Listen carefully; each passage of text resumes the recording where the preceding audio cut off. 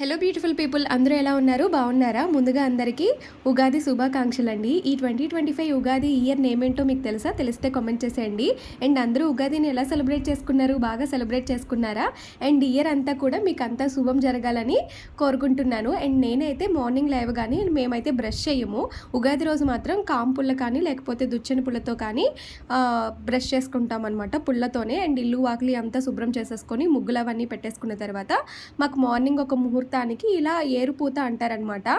బియ్యంలో కానీ ధాన్యంలో కానీ వాళ్ళ ట్రెడిషన్ బట్టి పూస్తారు. ఫస్ట్ పసుపు కొమ్ముతో పూసిన తర్వాత గోల్డ్తో అయితే పూస్తారండి. ఎద్దులు కానీ ఇలా ఏరు కానీ ఉన్నవాళ్ళు ఏరే పూసుకుంటారు. అలా లేని వాళ్ళు ఇలా చేసుకుంటారనమాట. అండ్ చేసుకున్న తర్వాత చక్కగా ఎక్కడైనా మీకు దగ్గరలో ఏదైనా గుడి ఉంటే ఆ గుడికి వెళ్ళి దర్శనం చేసుకుంటారు. నేనైతే ఈరోజు అమ్మవారి గుడికి వెళ్ళి దర్శనం చేసుకున్నాను. దర్శనం చేసుకున్న తర్వాత మాకు ఇలా మడపళ్ళు అని చెప్పి అంటారనమాట. తోప, బెల్లం పప్పు, ఇంకా కలగూర ఇలాంటివన్నీ చేసి ప్రసాదంగా దేవుడికి నైవేద్యం పెడతారు. అదే తింటామన్నమాట. అండ్ ఇదేనండి ఈరోజైతే. ఓకే, మరంట బాయ్.